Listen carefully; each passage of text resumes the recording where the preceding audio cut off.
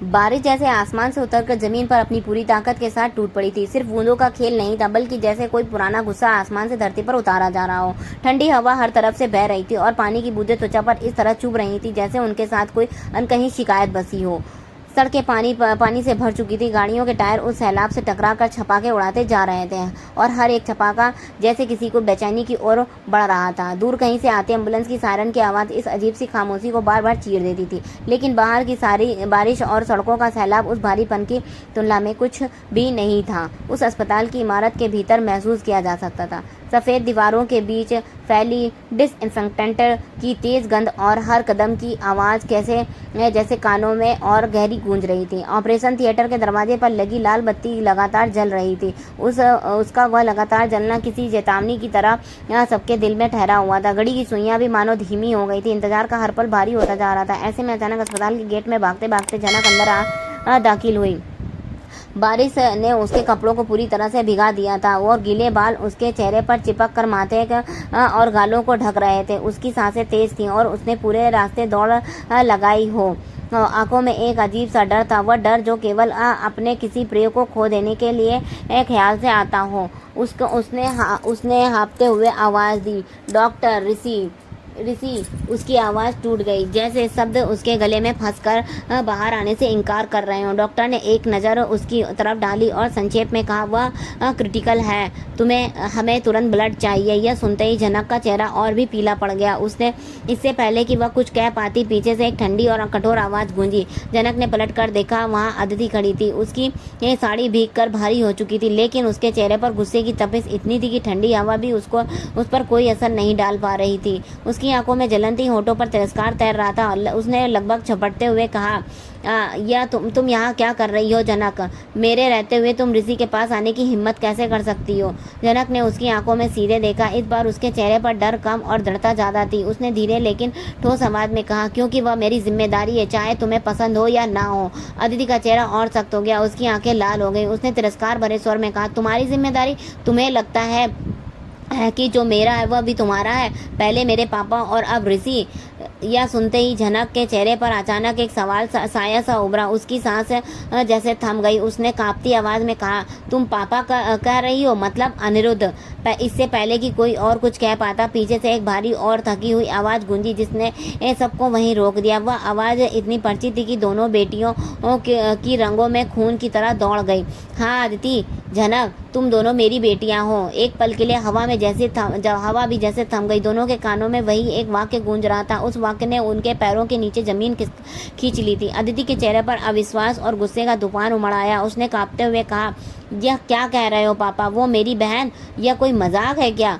जनक की आंखें नम हो गईं। उसके होंठ कांप रहे थे, लेकिन उसके शब्द दृढ़ थे। उसने धीरे से कहा, यह मजाक नहीं है अदिति, यह सच है। हमारा खून एक है। वातावरण का बोझ और भी बढ़ गया। ऑपरेशन थिएटर की लाल बत्ती अब भी जल रही थी, लेकिन बाहर खड़े उन दो चेहरों के बीच में एक नया तूफान खड़ा हो गया। अदिति की आंखों में आग थी। वह पीछे हटते हुए कहने लगी, नहीं, यह सच नहीं हो सकता। मुझे झूठ कहा जा रहा है। यह सिर्फ एक चाल है। जनक की आंखें नीचे झुका ली। उसके भीतर का दर्द उसके चेहरे पर साफ झलक रहा था। वह अपने अंदर के शब्द के साथ टूट रही थी, लेकिन सच छुपाने का कोई कारण अब बचा नहीं था। अदिति के हर शब्द उसके सीने को चीरते हुए जा रहे थे, लेकिन उसकी दृढ़ता ने उसे रोक रखा। बाहर बारिश और तेज हो चुकी थी। गाड़ियों के हॉर्न, एम्बुलेंस की सायरन और पानी की आवाज़ सब मिलकर जैसे इस भारी माहौल को और भी गहरा बना रहे थे। अनिरुद्ध की आवाज़ अब भी उनके कानों में गूंज रही थी। वह एक सच था जिसने दोनों की दुनिया बदल दी थी। एक पल पहले वह सिर्फ प्रतिद्वंदी थे, लेकिन इस वाक्य ने उन्हें खून के रिश्ते में बांध दिया था। अदिति के कदम पीछे हटने लगे। उसका चेहरा पीला पड़ने लगा। उसने पापा की तरफ देखा, लेकिन अनिरुद्ध की आंखों में पछतावे और थकान के सिवा कुछ नहीं था। जनक वहीं खड़ी थी। उसका पूरा शरीर भीगकर कांप रहा था, लेकिन उसकी आंखों में पहली बार सच्चाई बोल रही थी। यह उस सच्चाई से कोई बच नहीं सकता था। अस्पताल की ठंडी दीवारों के बीच गूंजता यह सच सिर्फ उनकी जिंदगी नहीं, बल्कि उनके रिश्तों को भी हमेशा के लिए बदलने वाला था। बारिश बाहर अब भी बदला ले रही थी, लेकिन उसी असली तूफान इन तीन दिलों के भीतर चल रहा था। बारिश की बूंदें अब भी खिड़की से टकरा रही थी। अंदर का माहौल इतना भारी था कि कोई भी सांस लेने से डर रहा था। सबकी नजरें अलग अलग दिशाओं में थी, लेकिन सच ने जैसे सबको एक ही जगह जकड़ कर रख दिया हो। तभी अनिरुद्ध की आंखों में थकान थी, लेकिन उसके शब्दों में भी अब बोझ था, जिसे उसने इतने सालों से दबा कर रखा था। क्योंकि सच अक्सर रिश्तों को तोड़ देता है, और मैं डरता था कि तुम दोनों को खो दूंगा, उसने धीमी आवाज में कहा, जैसे खुद को भी समझाने की कोशिश कर रहा हो। आदित्य को गला भर आया, लेकिन उसने दर्द से ज्यादा गुस्सा था। तो तुमने सबसे पहले क्यों नहीं बताया, क्यों इतना इंतजार किया अब तक कि यह मेरे बीच में ना आ जाए। उसके सवाल ने कमरे की हवा और ठंडी कर दी। पास खड़ी नूतन ने अपनी ठंडी लेकिन चुभती आवाज से कहा, यह सच छुपाकर तुमने किसी को बचाया नहीं अनिरुद्ध, बस सबको जहर में जीने पर मजबूर कर दिया। उसकी बातों ने और गहरी खामोशी फैला दी, जैसे हर शब्द किसी ताले में छुपे राज की तरह बाहर खींच लिए हों। अर्शी अब तक जो खामोश थी, अचानक आगे बढ़ी और अदिति के कंधे पर हाथ रखकर बोली, यह खेल बहुत पुराना है, बस आज इसका पर्दा गिरा है। उसकी आंखों में दर्द कम और हकीकत ज्यादा थी। पराशर अब तक गहरी चुप्पी में डूबा हुआ था, लेकिन उसकी नजरें लगातार जनक पर टिकी रही थी, जैसे किसी पुराने अधूरे हिसाब से उसका नाम दर्ज हो गया हो और आज वो हिसाब पूरा करना बाकी हो। अदिति ने धीरे धीरे जनक की तरफ कदम बढ़ाए। उसके हर कदम में चुनौती थी, हर सांस में आग थी। तो अब क्या तुम चाहती हो कि मैं तुम्हें गले लगाऊं और कहूं कि तुम मेरी बहन हो? कभी नहीं। और ऋषि वो सिर्फ मेरा है। उसकी आवाज टूटते हुए भी तेज थी। जनक ने अपनी सांस को नियंत्रित किया और शांत स्वर में कहा, मैं किसी का हक छीनने नहीं आई हूँ, लेकिन मैं उस इंसान को मरने नहीं दूंगी जिसने मुझे अपनी आंखों में सम्मान दिया। उसके शब्दों में कोई तेजी नहीं थी, बल्कि एक दृढ़ता थी। आदित्य अब और पास आ गई। दोनों की आंखों के बीच की दूरी बस कुछ इंच की रह गई थी। उसकी आवाज धीमी थी, लेकिन उसमें आग थी। अगर ऋषि मेरी सांस है तो तुम्हें मेरी छाया भी उसे छूने नहीं दूंगी। दोनों की आंखों की भिड़ंत में गुस्सा, दर्द, अधिकार और डर सब कुछ घुल गया था। तभी अचानक डॉक्टर बाहर आया। उसके चेहरे पर थकान थी और आवाज में तनाव। सब ने एक साथ उसकी तरफ देखा, जैसे वही आखिरी सहारा हो। ब्लड मिल गया है, डॉक्टर ने कहा, लेकिन उसकी हालत अब भी नाजुक है। अगर उसे होश आ गया तो वह सब खुद तय करेगा कि उसके दिल में किसके लिए जगह है।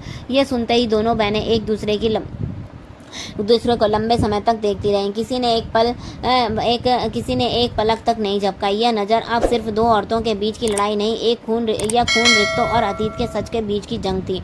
बाहर बारिश और तेज हो गई थी, जैसे आसमान भी इस कहानी का हिस्सा हो। जनक धीरे से आंखें बंद की और खुद से बुदबुदाई, मैं लड़ने नहीं आई हूँ, लेकिन अगर मुझे मजबूर किया गया तो पीछे भी नहीं हटूंगी। उसकी आंखों में पानी और आग दोनों एक साथ चमक रहे थे। अदिति ने उसकी तरफ देखा और उसकी आंखों में साफ था, यह सिर्फ आज की लड़ाई नहीं, बल्कि आने वाले कल के लिए चलने वाला महायुद्ध है। पराशर अभी चुप था, लेकिन उसकी आंखों में बेचैनी साफ थी। अर्शी ने एक गहरी सांस ली और बोली, कभी कभी खून का रिश्ता सब कुछ तय नहीं करता, कभी दिल का रिश्ता असली होता है। उसकी बात ने थोड़ी देर के लिए सबको चौंका दिया। आदित्य ने पलटकर उसकी तरफ देखा और कहा, दिल का रिश्ता? जब मेरी जिंदगी टूट रही थी, कोई रिश्ता मेरे लिए मायने नहीं रखता।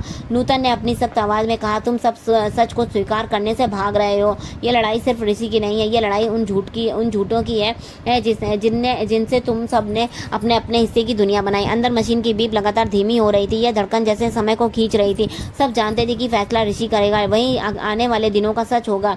बाहर खड़े लोग अब सिर्फ गवाह थे उस कहानी के, जिसकी जड़ें बहुत गहरी थी। दोनों बहनों के बीच तूफान उठ चुका था। यह लड़ाई सिर्फ आज की नहीं थी, यह आने वाले हर दिन की असर डालेगी, क्योंकि खून और सच दोनों को कभी छुपे नहीं रहते हैं। कमरे की खामोशी अब एक ऐसी चीख में बदलने वाली थी जो हर किसी की जिंदगी बदल देगी। और उस वक्त किसी को पता नहीं था कि जब ऋषि की आंखें खुलेंगी तो वह किसे चुनेगा, लेकिन यह सब जानते थे कि उस फैसले ने न सिर्फ 2 दिल बल्कि कई जिंदगियों का रास्ता बदल जाएगा। कि अब आगे क्या होगा यह कोई नहीं जानता, लेकिन इतना तय था कि आने वाला हर दिन इस तूफान की गूंज लेकर आएगा। तो आगे एपिसोड देखने के लिए बने रहे हमारे चैनल पर नए तो सब्सक्राइब कीजिएगा, वीडियो को लाइक कमेंट शेयर करना बिल्कुल मत भूलिएगा। राधे।